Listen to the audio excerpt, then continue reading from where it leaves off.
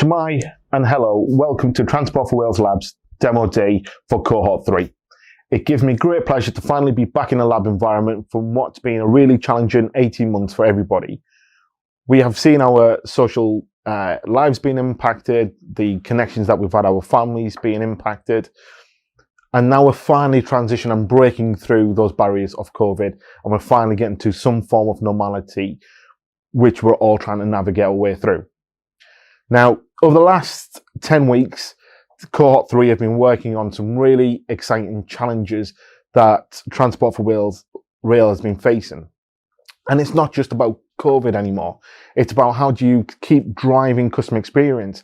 How do you get the rail passenger back into rail in a more safer, improved manner? How do you keep the challenges with engineering pushing forward? How do you still sustain safety in a new, dynamic, developed world?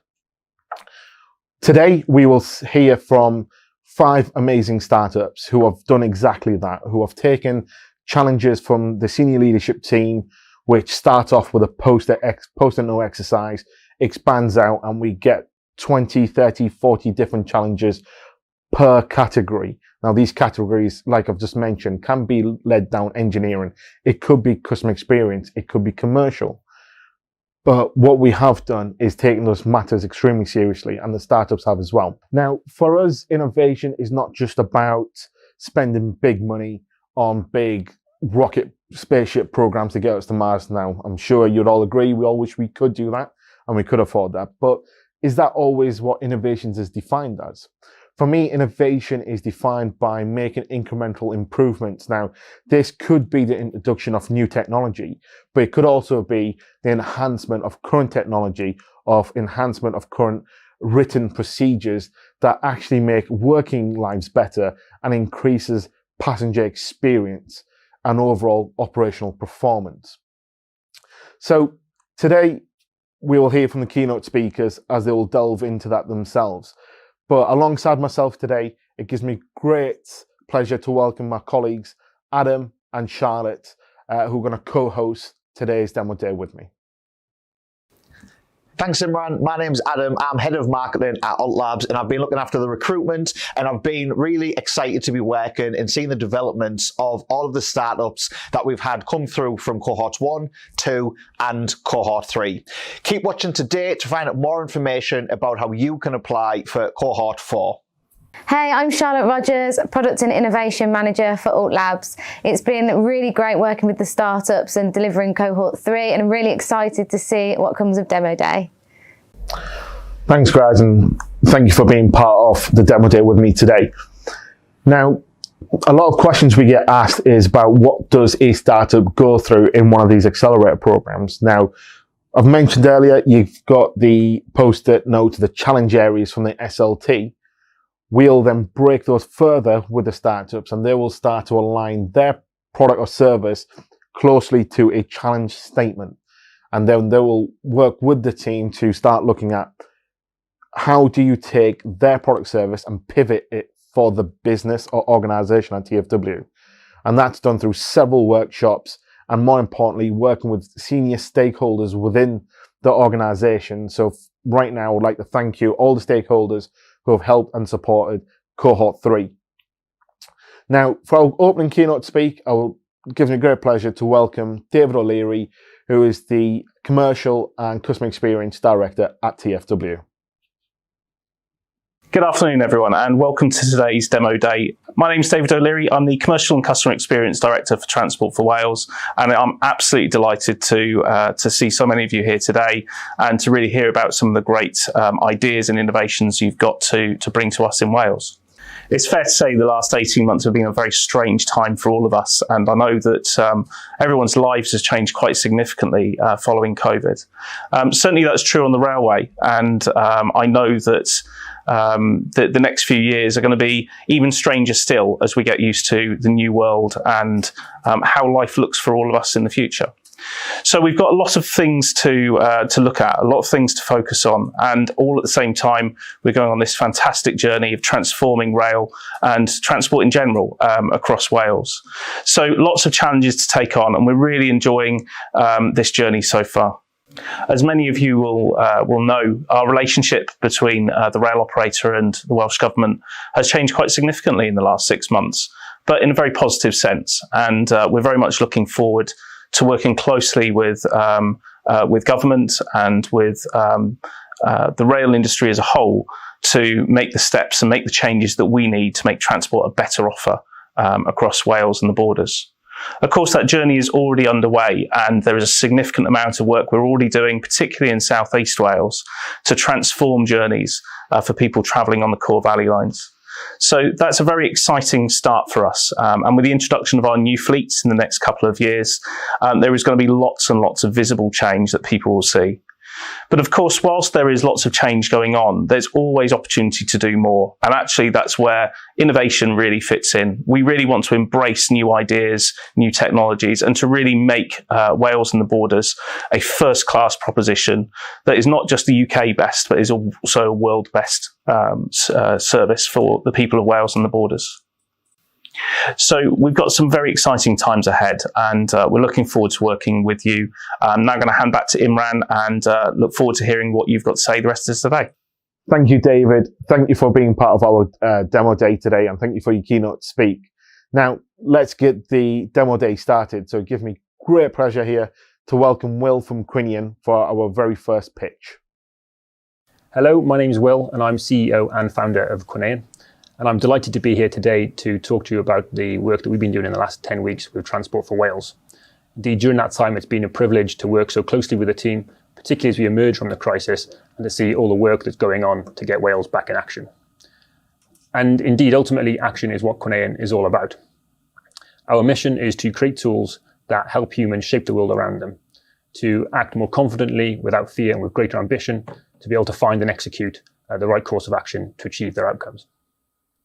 And we do this by using AI to model processes, decisions, and outcomes, to create a digital replica of the world, which enables us to more effectively identify the root cause of suboptimal outcomes, to visualize how we might have acted differently, and to uncover the most likely path to success. And so for Transport for Wales, we've been working closely with key stakeholders in timetable governance and performance to consider how we might apply this approach to tackle the problem of short formations. That is the occurrence of a shortage of trains with appropriate capacity to fulfill some journey. An issue that our analysis shows occurs on some 9% of journeys, and which co-occurs with approximately 40% of capacity, crowding, and social distancing complaints in the same period. Indeed, short formations are well known to be a key performance factor. They contribute to overcrowding and poor user experience. They carry a clear reputational risk for operating companies. And now, crucially, as we hope to welcome more passengers back to the railway in this new post-COVID world, short formations will also pose acute health and safety, anxiety, and mental health concerns for both customers and employees. And yet, while it is more urgent than ever to address this issue for those reasons, we should also see this moment as an opportunity to build better. Because together with total capacity and rolling stock volumes, the circulation problem that underlines short formations is one of the key supply constraints that can leave passenger demand unmet.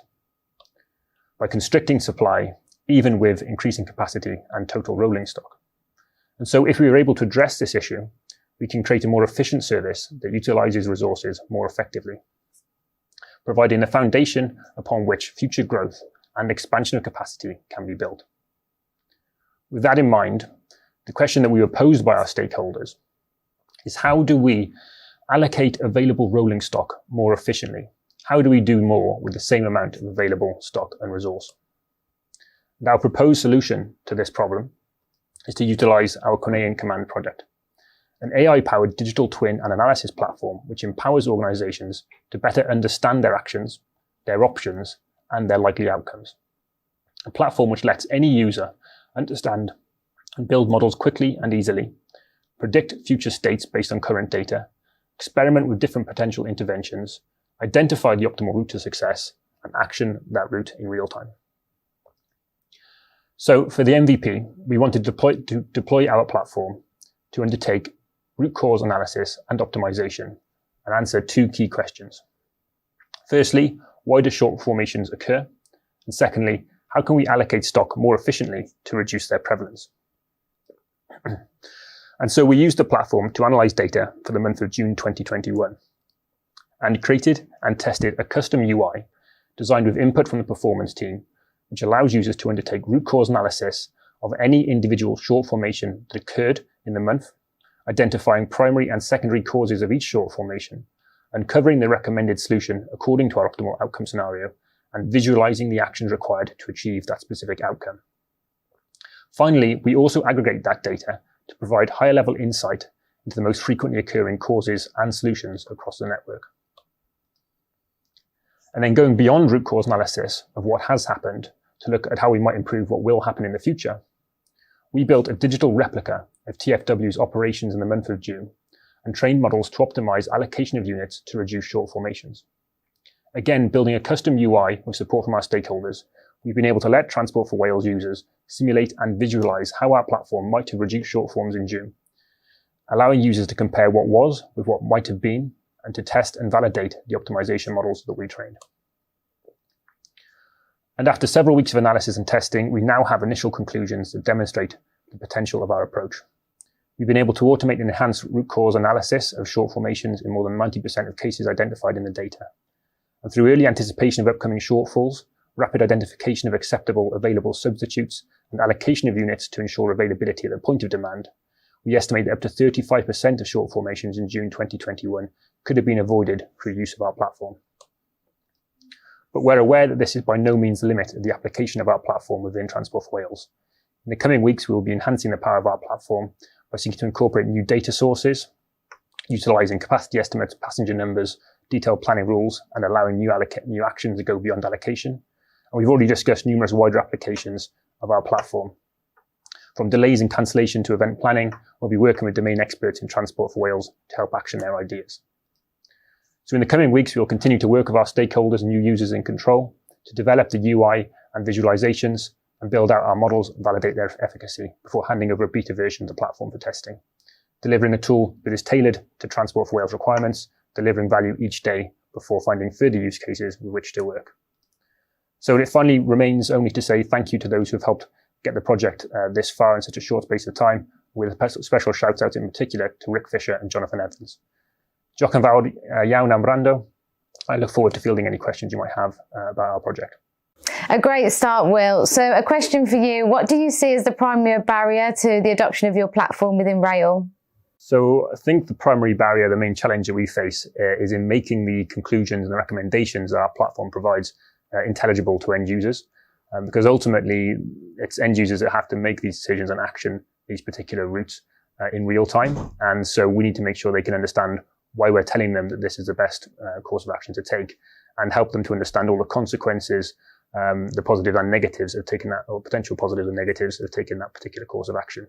Unless we can do that, our recommendations aren't credible for end users, and they simply won't be adopted. Will, great having you on the programme for Cohort 3. As the programme's developed, how's your knowledge of short forming developed, and how's your skill base developed throughout the programme, especially around such a complex topic such as short forming? Yeah, well, my knowledge of short forming has gone from pretty much zero, a standing start, to what I think is hopefully a fairly good grasp of the causes. And obviously the access that the programme's given me to stakeholders who are the experts in that field has been incredibly valuable in that regard. I just wouldn't have been able to get to my knowledge at where it is now in such a short period of time without their time, without their expertise. Brilliant. Cheers, Will. Thank you for being part of the programme. Brilliant start to the demo day by Will on how they're looking to solve the short forming challenge area for the business. Now, our next startup is looking at how do you make accessibility more inclusive for everyone. So I would like to welcome Emlyn from Jnction. Thanks, Imran. Hi everyone, I'm here today to show you how enabling passengers to plan journeys based on their personal accessibility needs can make multimodal journeys more accessible and inclusive, so that we may encourage people to choose public transport. During the accelerator, we learned that disabled passengers lack confidence in their journeys, their needs are, more often than not, only partially catered for, and that journey planning is a stressful experience. Passengers can't tailor journeys to their individual needs, and 67% of those surveyed stated they would travel more if they could. As a result, the number of people using public transport, particularly those with accessibility needs, is lower than it might be. Our product manager, Karina, came up with the idea of Orbin. Her son, Charlie, has autism, and Karina struggled to juggle multiple apps to get home during disruption with him. She wanted a way to plan journeys to tailor to his needs. So, what's been done in the past? Several companies allow passengers to plan multimodal journeys. One allows passengers to book assistance for their specific needs. Another allows step-free access journeys to be planned. However, passengers often don't know if a route is accessible, therefore are unsure if they need to book assistance. And there's far more to accessibility than just step-free access. We want to build on the great work that's already been done to enable passengers to tailor journeys to their individual needs. Our solution, Orbin, is a needs-based journey planner and personal assistant app. It enables for enjoyable travel experiences while minimizing stress during all stages of the journey. For the first time, users can avoid aspects of the journey that causes them stress and is there for personal assistance when needed. So, the big question is, would people actually use an app with this functionality? In short, yes. 89% of people surveyed said they would find an app with this functionality useful, and over 1/3 saying they would use it often. Here's Robin to show you how it works. Thanks, Emlyn. We start here on the home screen, and what we'll start to do first is personalize the journey. So we'll go straight into the travel settings. We'll turn on the step-free access and short walks options and turn off bikes. We'll also adjust the stress levels for large crowds up to the highest possible level. Then we'll go back and we'll start to plan the journey. As you can see, we've got two journey options represented here. One with 9 minutes of stress incurred and one with 19 minutes of stress. So next we'll take a look at the rail and bus journey shown here to the user. So this gives the user an overview of the walking directions, any photographs they may need to see to access any step-free parts of the journey, how long they need to wait for the train, and most importantly, the stress levels you can see there. Next, we'll go into the active journey mode, which shows the user as they're travelling step-by-step guides. So this is step 1, the walk into the station, move through to step 2, travelling aboard the train, onto step 3, which is on board the train itself. Next, we'll see a disruption message. So if the journey was disrupted, the user can replan their journey instantly or dismiss and carry on. Here's a notification to show the user to get off the train. And finally, we complete the journey at the final destination, and the user has the opportunity to give feedback about how well that journey was conveyed to them. So next we'll look at two of the alternative journeys, the first one being a short walk over the River Taff and to use the flexi bus. And we'll just see the active journey mode here again to walk us through that quickly. You can see that one there has a 9-minute level of stress. And lastly, we'll change the settings to allow for cycling, and we'll look at using Next Bike services, and we'll walk us through that journey there. And you can see quickly there we've completed that journey as well. And lastly, we'll just show you a couple more features. The Around You feature, which shows the user exactly what's going on around them with trains, buses, cycles, flexi and COVID information. And also some of the accessibility features, such as the accessibility card, which allows users to communicate with people around them a lot more easier. Thanks, Robin. We're looking to further develop the minimum viable product based on the Welsh transport system. We hope to test the app on the network to ensure there is accuracy of the routes suggested, and work with Transport for Wales to integrate Orbin into the TfW app. Passengers will benefit from more accessible, inclusive, and consistent journeys, which builds familiarity on the network. They'll also be empowered to make informed decisions about their journey and be reassured that their needs are being met. Transport for Wales will be able to continually improve their customer proposition, and Orbin will help to identify and map areas with poor accessibility so that improvements can be made in the future. And finally, we anticipate increased ridership as a result of Orbin by 2023. Encouraging people to choose public transport over using a car. So where do we go from here? We will continue to develop the award-winning and proven Orbin platform. This is a proposed roadmap for Orbin, and we hope to collaborate with Transport for Wales to expand on this to maximise customer experience. In future, we hope to approach the rail delivery group with the support of Transport for Wales to make this a national app. In conclusion, I'd like to leave you with 3 key outcomes should we be selected. We anticipate Orbin helping to increase customer engagement to continue to improve the customer proposition. And finally, Auburn supports the Future Generations Act for a more equal Wales of cohesive communities and provide a sustainable transport for all. Thank you. Brilliant. Thanks for that, Emlyn. So how can Auburn improve customer engagement within Transport for Wales? That's a good question. As we saw in the demo, users can quickly and easily provide in-app feedback of their experiences of the journey. As part of this feedback, their location is logged, as well as their preferences and settings. This will give Transport for Wales very detailed user data and analytics on pinch points so that improvements can be made in the future. It will also provide a different dimension of understanding of the impacts of disruption to passengers over and above surveys and focus groups. Great presentation, Emlyn. It's great to see so many startups now coming through and really paying key focus on accessibility and especially autism as well, as younger children are extremely frightened of travelling on rails because of that issue. How do you see with emerging startups coming through, where does Jnction play a part and where does Auburn play a part in the wider integration within rail? That's a good question. I think Jnction plays a key part. Our focus is on customer experience, with actually our mission statement being creating a better travel experience for every passenger. The key word being there, every passenger. We can see in the rail industry at the moment that there has been more of a focus on improving customer experience throughout every stage of the journey. And I think we're in an exciting stage of an industry and the company to make a massive impact to customers, both customers and train operators as well. So, cheers for that, man. And on your presentation, we've seen the other startups that we've worked quite closely with through the TfW lab. What's the wider scope for potentially integrating with them as well? Oh, yeah. So I think there's a really good opportunity to integrate. The idea of Auburn is it amalgamates a number of different solutions and all this data into one place. There's a number of other cohort members from previous cohorts that we're really keen to integrate with and other apps as well, just so passengers have all they need in one place. So to just make it easier, really. Brilliant. Cheers, Emlyn, and wish you all the best. Thank you. Now, our next startup is looking at something that's really close to home for every single one of us. It's how do you use technology and sensory technology to help identify where COVID potentially still exists, where climate change issues are affecting us, and where pollution and particulates are still existing and that we're breathing in. So it gives me great pleasure here to welcome Steph from Stofl to talk us through their technology.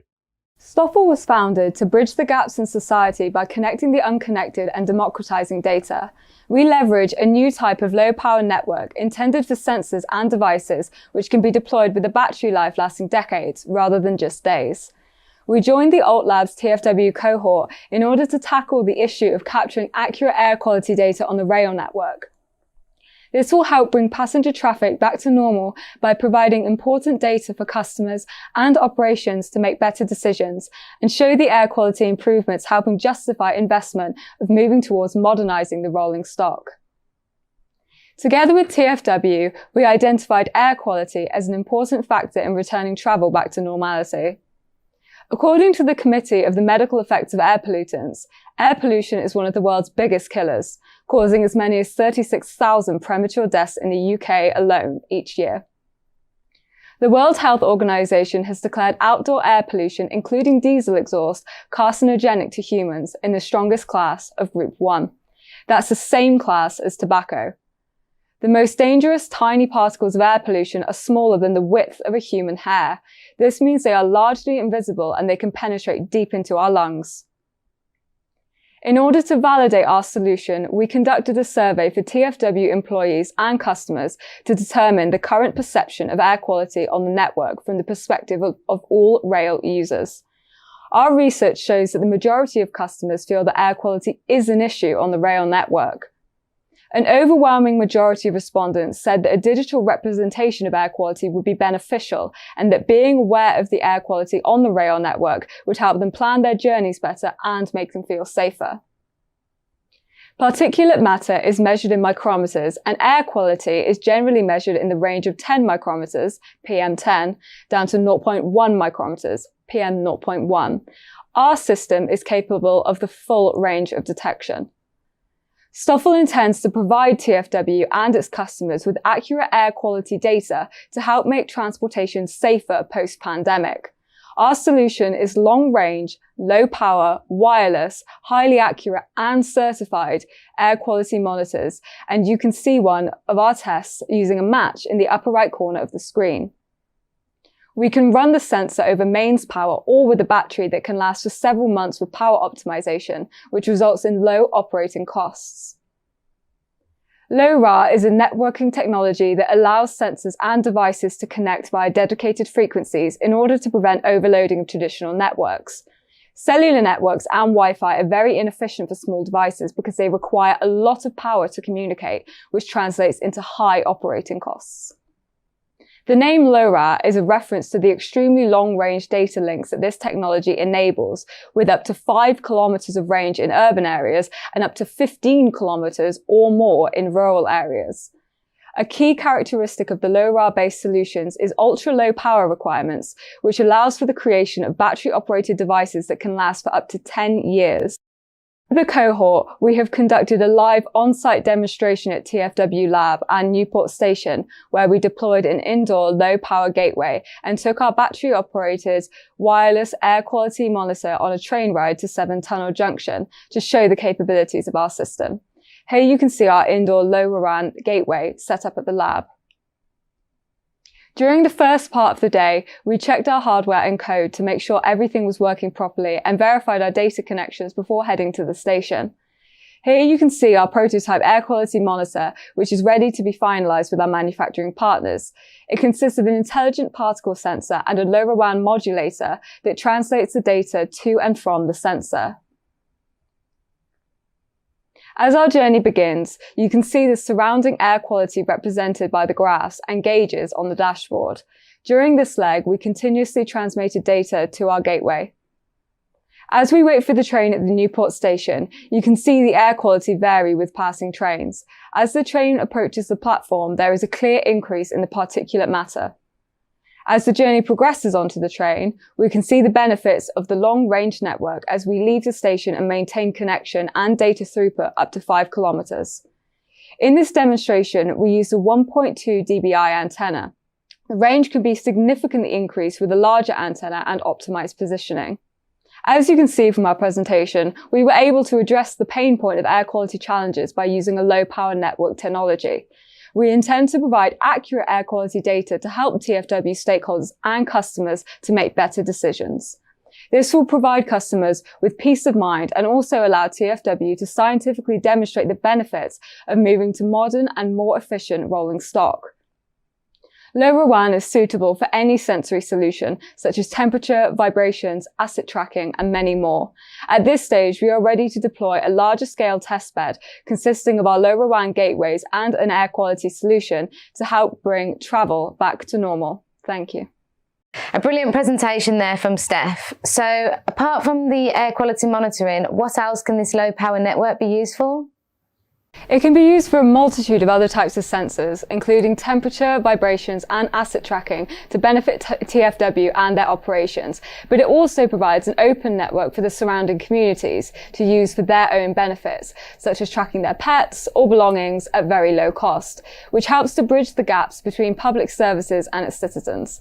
A few weeks ago, my cat went missing for 2 weeks, and I remember the whole time that he was causing us stress after disappearing. I had wished that we had the LoRaWAN network at my house so I could have just gone out and found him. Eventually he came back, but it was not worth the stress. Steph, thank you for a very insightful presentation. Now, climate change is becoming a big thing. Pollution is becoming a really big drive now for everyone. If you're looking at this from a wider perspective, let's just park rail to one side. How can the wider Transport for Wales organisation make great use of this technology? Okay, so this air quality monitor can be used for all modes of transportation, not necessarily just trains. It can be applied to planes, cars, boats, anywhere that it can pick up the connection to the hotspot, it can transmit data.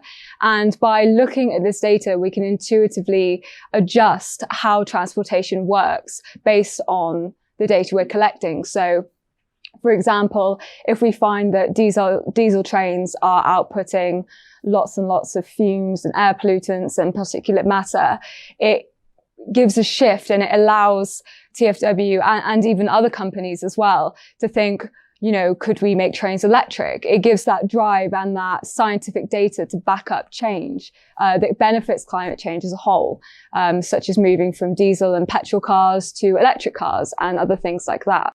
Okay. And from an industrial point of view, if multiple organizations were able to put these sensors across, say, from manufacturing to steelworks to trains to motorways, could the central government capture that data so they know exactly where the hotspots of pollutions are? Yes, this data can be collected in like a central hub. At the moment, we can see it in the Helium console, but in terms of having a unified central software that all the data can come to and from, that's completely possible. So it could be something that, excuse me, the government could implement on a wider level rather than just private businesses. Brilliant. Thank you very much, Steph, and wish you all the best in the program. Yeah, thank you very much for having us. Cheers. Thank you, Steph. Our next startup, RoboK, has been looking at how do you make level crossings safer across Wales. So I'd like to welcome Hao from RoboK. Good afternoon, everyone. My name's Hao. I am a co-founder and CEO at RoboK. We build efficient and advanced computer vision to make smarter sensing accessible for safety. People safety is a key theme and focus for the entire rail industry. Safety is about keeping every journey safe, every customer and colleague safe. And this is a specific challenge area identified by Transport for Wales. With this in mind, as part of the Lab by TfW program, and with the support of stakeholders at TfW, we set out to deep dive into this challenge. So COVID-19 pandemic significantly changed the way we travel and the transport industries. The level of travel activities reduced dramatically, and this is particularly true for the rail industry. Looking at the trends in train travel compared with the previous year, in the year between 2020 and 2021, there were 78% fewer passenger journeys on rail, and the passenger kilometers traveled reduced by 82%.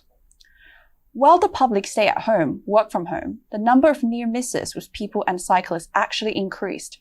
There were more than 300 near misses at level crossings involving pedestrians and cyclists, more than the previous years. The physical harms at level crossings actually more than doubled despite the nationwide lockdown. And looking at the incidents, more than 50% of the fatalities happened at footpath level crossings. So what is happening here? When we think about level crossing, we think about automatically controlled gates, signaling and warning systems, and CCTV cameras. However, not all level crossings are the same. Out of the near 6,000 level crossings across the UK, 70% are the passive type. That is, there is no warning of a train's approach other than the train driver sounding the train horn. There are more than 20% of the UK's level crossings are in Wales. And out of these level crossings in Wales, more than 70% are the footpath types. Therefore, there are unique challenges for monitoring the level crossings. First is the infrastructure. Majority of these sites are not suitable to use fixed CCTV or other sensor solutions for permanent monitoring. This is especially the case for unpowered rural footpath sites.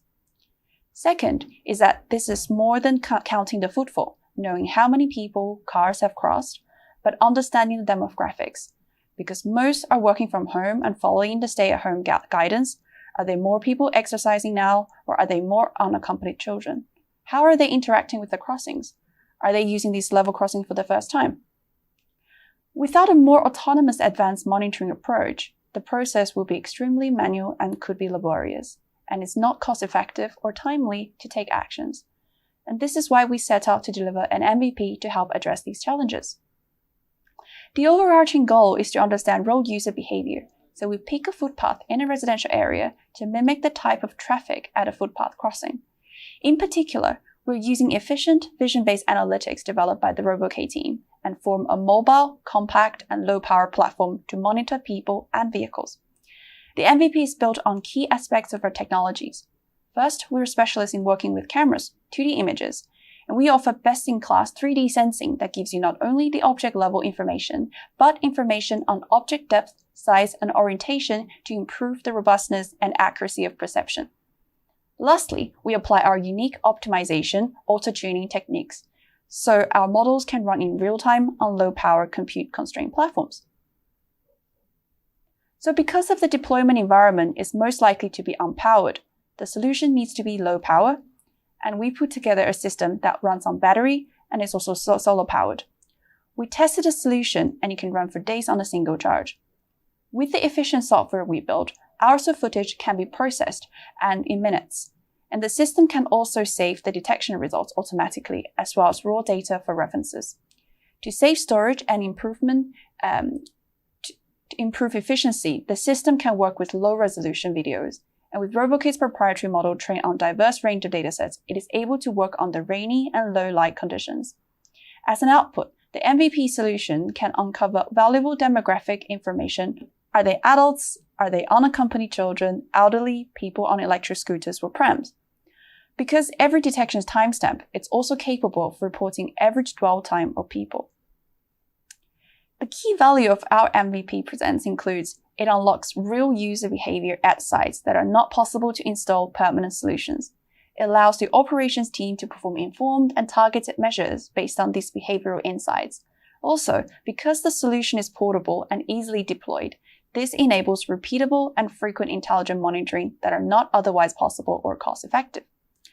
So following the MVP, where the key functions are now built, feasibility proved, what we can do in a few weeks' time is to install the solution at actual sites that will allow data collection and can generate reports and usage, as well as more practical consideration for the system to be rolled out more widely. The ultimate goal, what we can achieve is within 2-3 months, is to use the portable solution for routine monitoring with deployment at multiple sites and generate risk analysis as well as invaluable predictions on user behaviors to further help Transport for Wales and the wider rail network to keep safe and keep moving. And that concludes my presentation. I would like to thank the stakeholders at TfW Rail and the team at UtilityAR for the opportunities to address this pressing and critical issue for the rail industry. Thank you all. Brilliant, great presentation, Hao. So what are the other use cases of this analytics solution? So for this application, we use our efficient analytics for a low power monitoring solution at level crossings. The same underlying technologies could be applied more widely in the transport industries.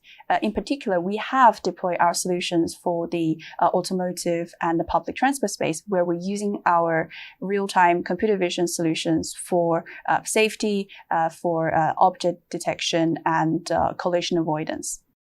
How fantastic presentation, and great to see you start really focusing on a safety critical element that, you know, from the statistics we can see is a rising concern for TfW.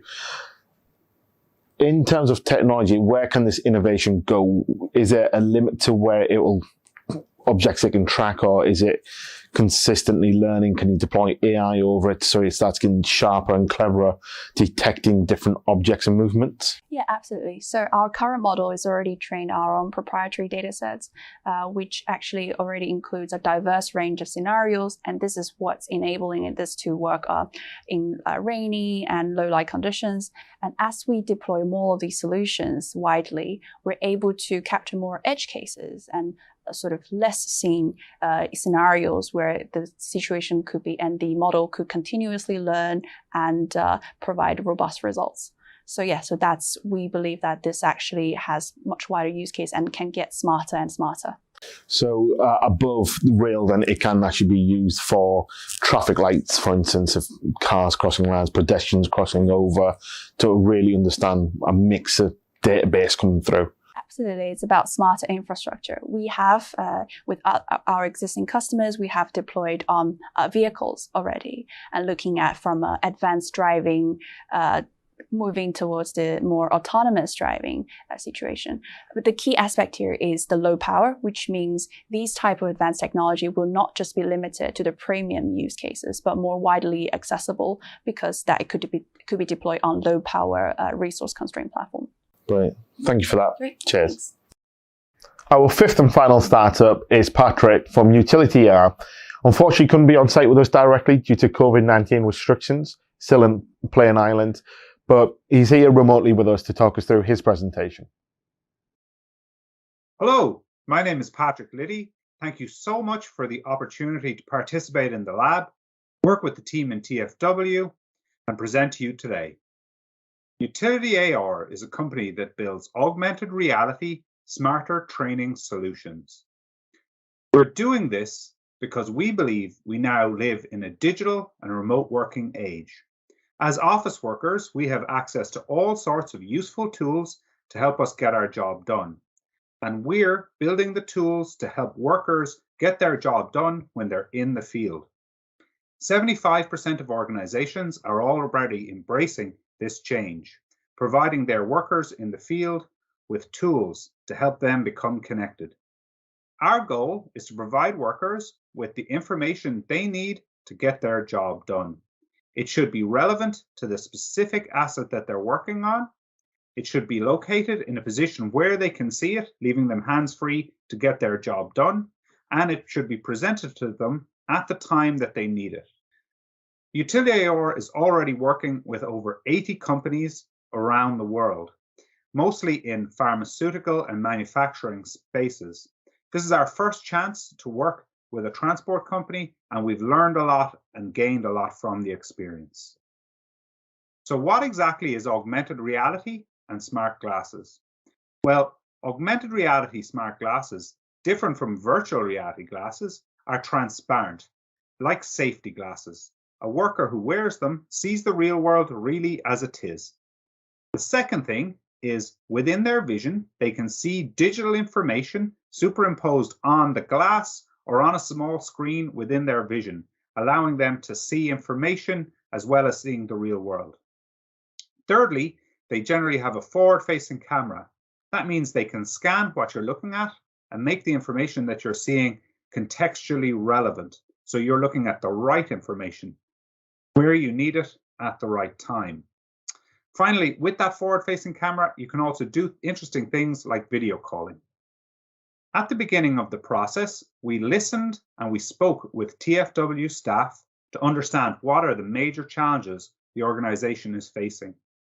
That is to say, significant and ambitious organizational growth, increasingly complex mix of trains and related equipment to be maintained and ultimately trained on how to work. We're seeing more and more staff churn as workers no longer see jobs as a job for life, but rather move from one position to another. This ultimately leads to a loss of tacit knowledge within any organization. There is a challenge hiring experienced workers, and those workers who come in need more training than ever before. And there's an increased responsibility on the organization to maintain good training records. We believe that smart glasses and our software can play a major part in helping TfW meet these challenges.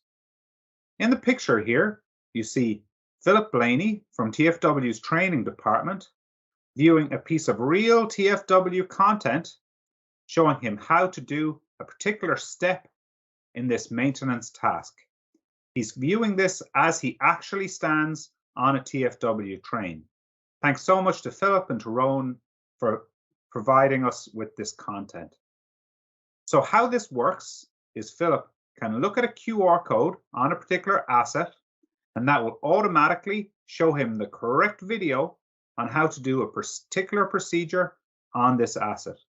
He then clicks through step by step how exactly he can do this task, viewing short 5 or 10 second videos or images showing him how to do it. As he goes, he can take photos and images if he wishes to validate exactly what he's done. Excitingly, the exact same content that he can view on glasses is also available to him on his mobile phone or tablet. Also, the system gathers information on what training tasks have been done by which workers, improving the organization's record keeping in this area.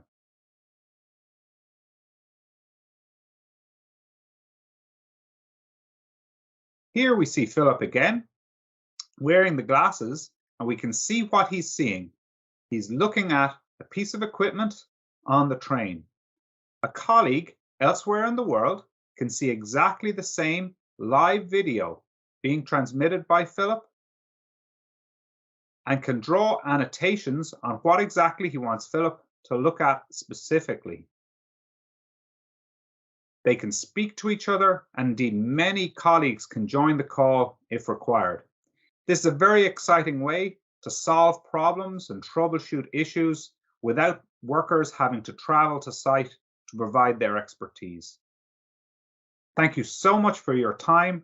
Thanks to Philip and Rowan for helping us get the content and provide a real-life experience for the workers in TfW, and hope to speak to you again soon. Thank you, Patrick. So what is involved in creating content for this system? Thanks for the question. Creating content on the system can be as easy as taking a mobile phone or the glasses themselves, recording videos of the actions being taken, and then linking those using an Excel spreadsheet and uploading it to our system. So creating content, very, very easy task. Thanks a lot. Amazing 5 presentations from our startups on Cohort 3. Really interesting to see the work that's gone in on the MVP development, the learning and the skills that they've adopted across the last 10 weeks to get us here to the demo day. Now, to kind of conclude to the event, I'm going to hand over to Adam, who's going to talk us about how you as a startup can get involved in our next cohort, and our colleagues across TfW, how you also can be involved in our next internal cohort. So I'm going to hand over now to Adam. Thanks, Imran. We've seen some absolute great startups taking part in Cohort 3, and it's a pleasure to see how their MVPs have developed on demo day today. Now, Cohorts 1, Cohorts 2, and today, we've seen some great results from the startups, and if you want to take part, and if you want to get your foot in the door with Transport for Wales, then you can apply for Cohort 4.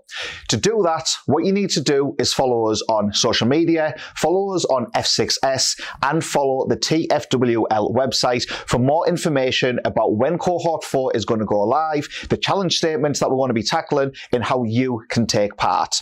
I'm now going to throw it over to Mike and Barry to talk about the past successes from Cohorts 1 and Cohorts 2, to talk about an internal cohort that we're going to be running, and to announce the winners from Cohort 3. Over to Mike and Barry. Thanks, Adam. I'm Barry Lloyd, Head of Customer Experience and Innovation at Transport for Wales. I speak to you today from our Innovation Lab in Newport, South Wales, just a stone's throw away from Newport Railway Station, where we've based our innovation programme since 2019. At TfW, we felt the most effective way to address customer feedback, to improve the overall customer experience, and to ensure we are set up for the future was to create the Innovation Lab as a customer-facing proposition.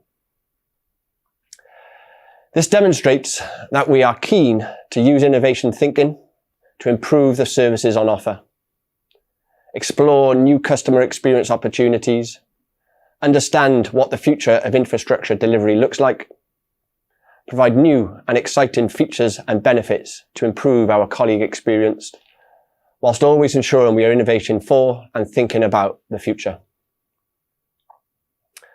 The lab allows participants to collaborate with mentors across the Transport for Wales group and the innovation sector in total. This expertise helps the participants refine and develop a product fit for purpose for the company and potentially the wider transport industry. Our innovation strategy is guided by 6 core principles: to place customers at the heart of TfW and to engage them in the development of great new ideas, to focus on innovations which deliver returns in customer service and cost efficiency to TfW, driven by commercial and operational objectives, to deliver against some of the goals of the Wellbeing of the Future Generations Act, a prosperous Wales, a resilient Wales, and a globally responsible Wales. We apply the principles of open innovation, engaging with partners within and outside the rail industry, and drawing on the global experience and expertise of our partners and stakeholders. We maintain a commitment to research and investment throughout Scanning for new ideas and technologies which will offer benefits but cannot yet be foreseen. We ensure a culture at TfW which is open to ideas, willing to change, and focused on continuous improvement, embracing our values and our behaviours. And encourage innovation across the company, which could involve new technologies, new methods, processes, business models, capabilities, systems, products, or services. We have had many successes over the last 2 years. I'll hand over now to our innovation manager, Mike, who will give some details of the companies that we have been working with. Over to you, Mike. Thanks, Barry. Over our first 3 cohorts, we had over 300 applications from exciting companies, and they came from across the world. In our first cohort, we focused in on customer experience and 3 specific challenges around customer support, customer enjoyment, and customer scheduling. We then shortlisted these companies down to just 12 companies who joined us for our first Innovation Accelerator, based in our lab facility in Newport. We had some fantastic companies in this first cohort and continue to work with several of them on exciting projects. One such project between ourselves at TfW and Bright Yellow was supported with an Accessibility Technology Research and Innovation grant supported by the Department for Transport and Connected Catapults.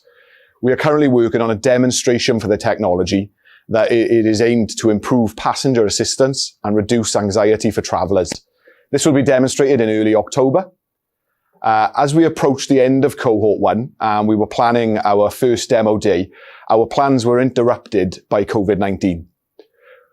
We were able at this point to pivot quickly to holding a virtual demo day, and the winners were announced as Bright Yellow, Passageway, and Clever City. With the pandemic came some huge challenges for our industry, as it did, I'm sure, for everyone.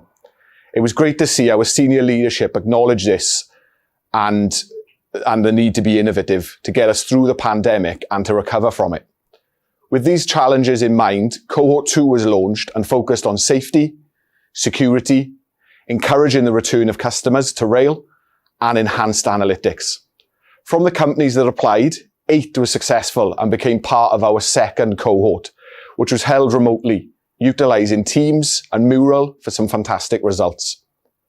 Our winner for Cohort 2 was Spatial Cortex, whose solution, MOVA, a revolutionary wearable technology, enables quantitative assessments and provides deeper insights to prevent manual handling injuries while overcoming the drawbacks of current risk assessment practices. We have now completed 1 new testing of the 3 that was agreed in their proposal for the funding that was gained by winning Cohort 2. This was a follow-on assessment of the sleeper change task that they took part in our accelerator, but focused on an intervention or alternative to. We completed this test at the end of May and reported back the findings in June. As of now, we're in the process of organising the remaining tests with Spatial Cortex. Following Cohort 2, we also completed our first internal cohort, taking great staff ideas and forming and testing these ideas across 5 weeks. We had some great ideas, including the use of scent to improve mood, music to reduce antisocial behaviour, and our winner, a driver rules app to help aid in training and ongoing knowledge. We have a sprint planned in September to develop this idea further. It's been great to work with these innovative companies and on these fantastic solutions that they bring. From the first 2 cohorts, we continue to work with 9 of the companies involved, which I think shows TfW's commitment to solving the challenges that the lab focuses on. I'll now hand back over to Barry to announce the winner for this cohort. Thanks, Mike. That's great to hear. It's great to know that we're still working with a number of the companies that we've seen in the past. I'm now pleased to be able to announce the winners of the 3rd cohort. And the winners are RoboK. Congratulations. We felt that the way you've worked with us throughout your time in the lab was fantastic, open to ideas, and with an amazing ability to deliver what was needed. The level crossing safety issue is a huge challenge that we have faced for quite some time in the rail industry. And I'm sure that everyone will agree that this innovative solution is a real game changer and will positively impact our ability to deliver a safe railway network. I'd also like to thank all the startups that took part in this cohort. The standard throughout was exceptional. We look forward to working with you all in some way in the future. Thanks very much. Thanks all. What a brilliant Cohort 3 demo day. Congratulations to the winners. We look forward to working with the remaining of the startups as well, you know, as the program support never stops from any of our startups from either Cohort 1, 2 or 3. Now, don't forget, if you're an external cohort that wants to apply to the next one, please follow us on TfW Lab. Go onto the website for further information, or follow us on our social channels. And also for the internal TfW Rail staff and the TfW Gov staff, don't forget about the internal cohort, which we look forward to seeing your ideas and how we can progress them further to solve internal business challenges. Thank you again, and thank you all again to the startups and the keynote speakers today, and we'll look forward to seeing you in person for Demo Day 4.